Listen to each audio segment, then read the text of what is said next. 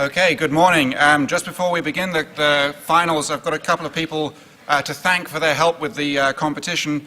First of all, thank you to Mr. Quinn for doing so much to make sure that the competition ran smoothly and that we had enough advisors for all the small groups. Thank you to everyone who advised the small groups, and thank you also to the semi-final judges from last Friday morning. This is a great competition to have each year. I realize that when you're in the 9th grade, sometimes it'll feel a little bit like a chore, like one more thing you just have to get done. But it is a very, very valuable skill to have, a good skill to practice, to be able to put together and present a coherent and persuasive argument in a short space of time is something, and in front of people, is something you will need to do throughout your adult lives. And it's great to start it and get used to it in the 9th grade. So last Friday we had, Last Friday we had 10 semi-finalists, all who done excellently to get that far into the competition. We have 3 of those speeches from last Friday were chosen for today. We have Jack Harrington, William Bradford, and Julian Haberman, and they should all feel very proud of having made it this far and into the finals. And first up is going to be Jack Harrington. Government surveillance is here. You are being watched. You can run, but you can't hide. Whether searching, calling, texting, browsing, or downloading, no matter what you're doing, the NSA is watching. The year is 1952, and the National Security Agency, more commonly known as the NSA, has just been founded by Harry Truman. Fast forward to September 11th of 2001. After the Al-Qaeda attacks, the White House has just asked the NSA just how far they're willing to push the law in order to stop terrorism. Some changes were implemented, and the NSA now conducts warrantless surveillance of every single citizen within national borders. Fast forward again to June of 2013.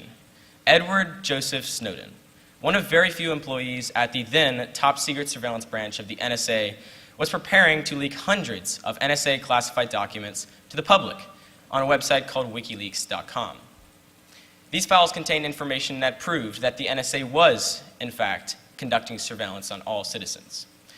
His intentions were only to inform the citizens of the U.S. of the government's wrongdoings, but he instead sent the whole country spiraling into one of the largest government controversies of the 21st century.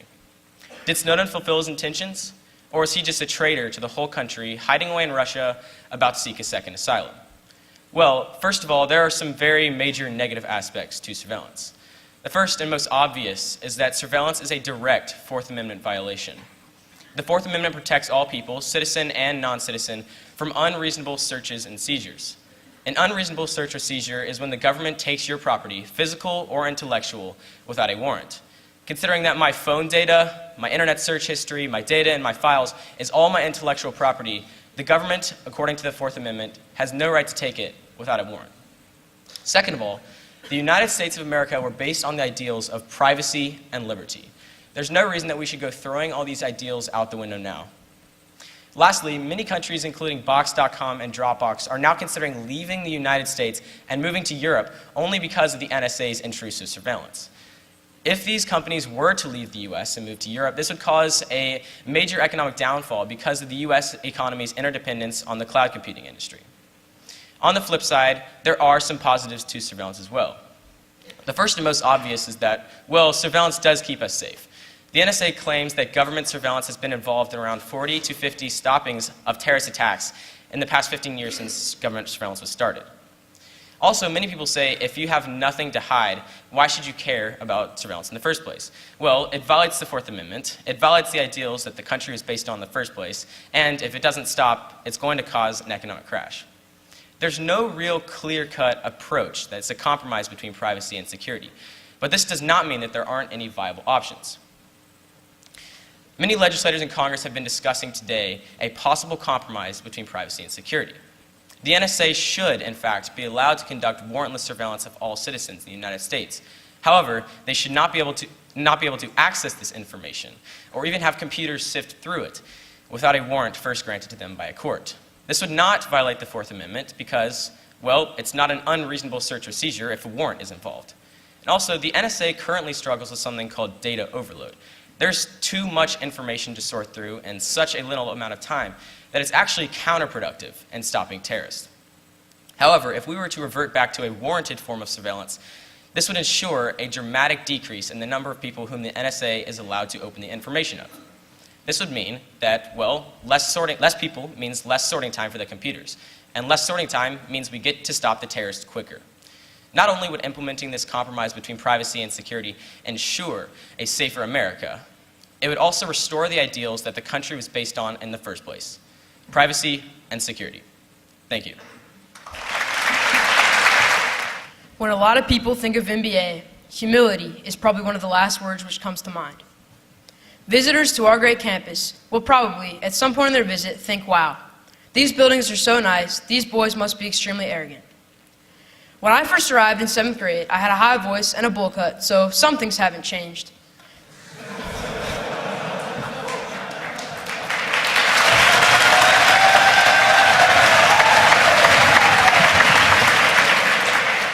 But if anything has, it's my definition of humility. When I first arrived on the Hill, I thought that humility was being the guy who made the game winner and then went to school the next day acting like he'd never played the sport before. I thought that humility was being the guy who led the team in points for an entire season and then acted like it wasn't a big deal. In fact, I thought humility was being the guy who refused to accept others' praise for him because he thought that it would make him look better. I never could have realized how wrong this definition of humility was without a story that my mother told me about my great-grandmother, whose name was Peachy. Peachy was a bit of a family legend. She was known for her caring compassion and especially her selflessness towards others. One night, she invited her entire side of the family over for dinner. As the relatives filed in and took their seats at the dining room table, they noticed that something was awry. They were not eating off of the usual china. Instead, they were eating off of paper plates. The china was a bit of a family heirloom, and it had been passed down for a few generations, so it's easy to understand why the relatives were so upset at the absence. They immediately began to pester my great-grandmother with questions of, where's the china? Why are we eating off paper plates? But she would not give in, instead changing the subject or avoiding the question altogether. Finally, after everyone had eaten and the table was cleared, she gave in. She revealed that she had given the plates to a family from Laos as part of her church's program to help them get settled in the U.S. I think that this story represents humility for two main reasons. The first were her words that resonated with my relatives that night. The refugees needed the dishes more than I did. As soon as she saw someone who needed the dishes just a little bit more than she did, she gave them away without a second thought. This is a true example of selflessness. The second reason why this story represents humility for me is because she tried to conceal what she had done with the dishes. She had not done it for the credit. If she had wanted her relatives to look differently at her, then she would have revealed what she had done immediately. She did it because it was the right thing to do. One example of a humbling experience, which hits a little closer to home, was my 8th grade lacrosse tryout. Lacrosse had been my thing all throughout middle school, and I'd loved it ever since I picked up my first stick in 4th grade. As I walked out onto the field in 8th grade, I was sure that I would make the team, even though, admittedly, I wasn't the best lacrosse player. In fact, I was pretty bad. Throughout tryouts, I found myself making constant mistakes, throwing bad passes, turning the ball over, and although my confidence was shaken, I was still sure that I would make the team. Finally, the last day of tryouts arrived. The sky was blue, the birds were chirping, and all that jazz, but there was only one thing on my mind. As we walked out the field, we discussed with each other why we had made the team, bringing in different reasons. We all thought that we had made it. Less than 10 minutes after we had walked out the field, we all received an email detailing those who had made the team and those who hadn't. As I scrolled down, I was heartbroken to realize that I had been one of the ones who had been cut. I thought that I would never find something that I loved as much as lacrosse, and yet, as we all know, you have to be doing a sport every quarter here at NBA. So, the next day, I found myself in Mr. Hammerstrom, preparing for my first ever day of debate practice. I thought that I wouldn't like it, and yet, as the weeks passed by, I found myself still coming back. I'm still in debate today, and without the humbling experience of getting cut from the lacrosse team, I never would have found my passion for debate. To end, I want to leave you with a quote, emblazoned on a wall in the workout room where, as a debater, I have very little experience. The quote reads, "To whom much is given, much is required." Here at NBA, we are definitely given much. If you walk outside of this building and take a look around, you will see some of the nicest buildings in the country, maybe even in the world. And yet, on any given Saturday, you can come to campus here and hear laughter drifting across the grass from the art building and from Best Buddies. You you can see smiling, happy boys piling into school buses and departing for service projects across the city. NBA does its best to instill a sense of humility in its boys, and although humility is only technically a theme for this academic year, it has been a valued trait in the past, continues to be in the present, and I'm sure it will be in the future of the Hill. Thank you. We are watched.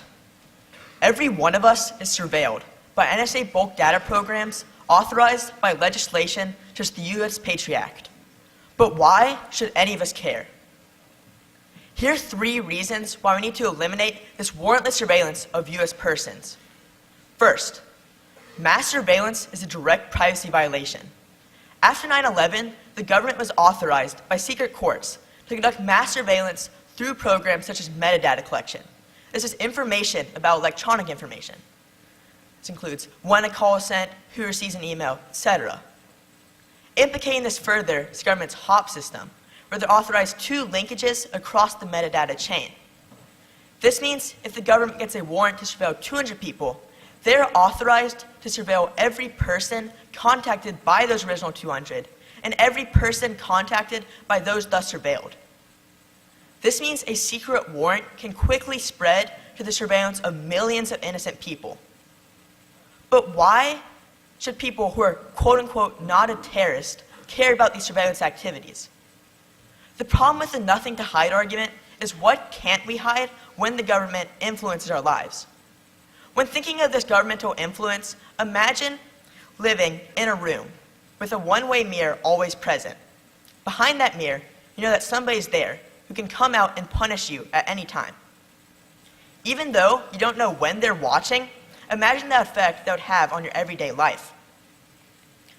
Through surveillance, every text you send, every post you make, every email you open acts as this window into your life when the government is able to arrest and detain you at any time. This means that decreasing surveillance would be key to keep the government in check. The second reason to decrease surveillance is much more tangible. Tech companies are leaving the US right now. The reason is warrantless surveillance. After the Snowden leaks, there's a culture of fear associated with surveillance, where people are scared that their data is insecure inside the US. This causes tech companies to move to foreign countries where the surveillance doesn't exist. However, these tech companies are key to the US as a whole. Data has shown that this outsourcing has cost the US $180 billion. To put that in perspective, $180 billion is equivalent to giving all 320 million people inside the US a brand new iPhone 6s at retail price, or all the people in this assembly hall $250 million right now. No. This means that decreasing surveillance would affect everybody through the economy. The third reason to decrease surveillance should dispel any doubt why it exists in the first place. Mainstream media makes it clear that they believe surveillance is key to stop terrorist threats. However, there exists a data overload right now. The classic example is that of a needle in a haystack, where the needle is the key information to stop a terrorist plot. The haystack is all the information that exists. Dragnet warrantless surveillance adds further and further hay to the haystack while doing nothing to find the needle. In fact, warrantless surveillance detracts from counterterror measures when false positives occurs, or false alerts that trigger the NSA system using key resources and time that could stop actual terrorist threats. This in turn means that decreasing surveillance will be able to stop further terrorist attacks from occurring. In summation, not only is there a moral obligation to decrease surveillance, but this reduction would have multiple practical benefits. We as people need to demand of the government to decrease the surveillance for ourselves, for those around us, and for the country as a whole. Thank you.